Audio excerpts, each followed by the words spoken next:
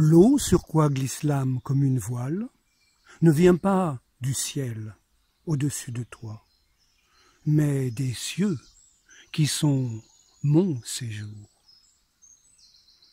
Par cette citation de la révélation d'Arès, comme avec beaucoup d'autres images qu'elle contient, le Père de l'univers, la vie, ouvre notre esprit à une autre intelligence, une intelligence non perceptible par l'intellect, une intelligence du cœur, sans laquelle nous ne concrétiserons pas notre antique rêve, une terre de prospérité, de paix et de bonheur, partagée par tous. La distinction entre l'eau avec une majuscule et l'eau écrite en minuscule, entre le ciel et les cieux, exprime l'inexplicable dégradation de la vie, passée du temps où tout dans l'univers était sacré, au monde actuel, dégénéré par la pensée matérialiste de l'homme.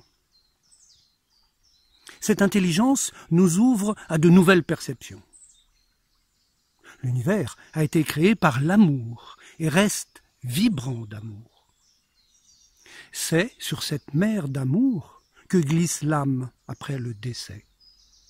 L'âme, c'est le vrai corps de l'homme qui s'engendre lui-même en une vie infinie, comme un charpentier construit un beau vaisseau. L'âme naît de la volonté de bonté, d'équité et de liberté chez ceux et celles qui agissent pour transformer notre monde dur et violent en fraternité heureuse, ou qui redonnent à leurs frères humains la conscience de leur nature céleste.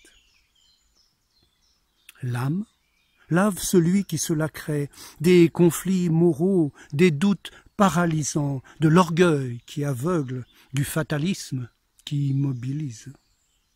Elle donne à la grande soif d'épanouissement et de partage un élan universel et éternel. L'union des âmes transformera ce monde en un beau jardin planétaire. L'eau, c'est la vie. Tout le monde est d'accord là-dessus. Mais les conditions de cette vie ont été rendues si difficiles que l'eau est devenue polluée, croupie, cloaque à épurer, à nettoyer, dans les villes où les humains s'entassent comme du bétail. L'eau des villes est devenue chlorée, canalisée, mise en bouteille, réduite à nos petits besoins. Pour nous, qui avons enterré au plus profond de nous-mêmes la nécessité de l'amour universel, de la liberté absolue, de la joie de créer sa vie et le monde. L'eau est devenue un marché, une guerre économique, un motif de colonisation et de rationnement. Que reste-t-il aux nostalgiques des temps où la vie entre les minéraux, les végétaux, les animaux et les humains était fluide, aux amoureux de la vie douce et pure qui coulait sans obstacle à travers la création. Promenade le long d'un ruisseau sinueux qui fraye son ruban liquide au sein d'un fouillis végétal. Le ruisseau défie le temps. Il accomplit son voyage à travers terre, mer et ciel, emportant ses myriades de gouttes, toutes différentes, toutes semblables, depuis si longtemps qu'il rappelle aux promeneurs que la réussite immédiate, la finalité des choses, les valeurs après quoi nous courons, sont fragiles, relatives. Lui, le ruisseau, il a usé des montagnes, creusé des vallons, et il continue, quelle que soit la météo, l'écriture de sa géographie tranquille, qu'il poursuivra inlassablement bien après que le promeneur aura laissé ses eaux refroidies sur le rivage de l'existence, et que son âme, peut-être, aura migré vers la lumière.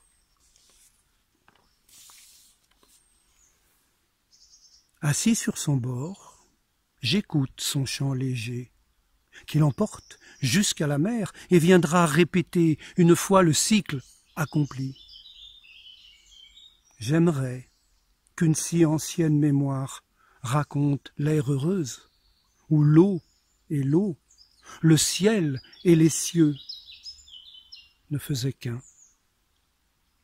Mais mes oreilles ne perçoivent pas dans son murmure le récit d'une autre histoire que celle racontée par les hommes. Il faudrait qu'il entre en moi par tous les pores de la peau et coule de ma terre à mon ciel, de ma biologie à mon espérance. Mais il y a trop de nœuds, de dureté, de sécheresse encore en moi. Seul y circule mon humidité mouvante et tiède, rougie et visqueuse. Je ne pleure pas sur mon sort, j'entre en réalisme. Car ma pénitence a commencé à dégeler la banquise qui me sert de cœur. Mes cellules s'ouvrent à la vie comme des plages de coquillages pépis vers le ciel, appelant la marée, l'eau avec une majuscule. Puisée à la prière, pénètre en moi et coule pour m'unifier corps, esprit et âme. Et quand je laisserai mon échafaudage d'os et de chair sur un quai pour la grande traversée, mon âme, peut-être, se souviendra du ruisseau qui m'a si bien parlé de la fluidité. Avant que je m'élance vers des rivages infinis, là-bas, aux portes des étoiles, glissant sur la vague d'amour, si belle qu'elle liquéfie tout d'émotion, juste de sa crête sonore.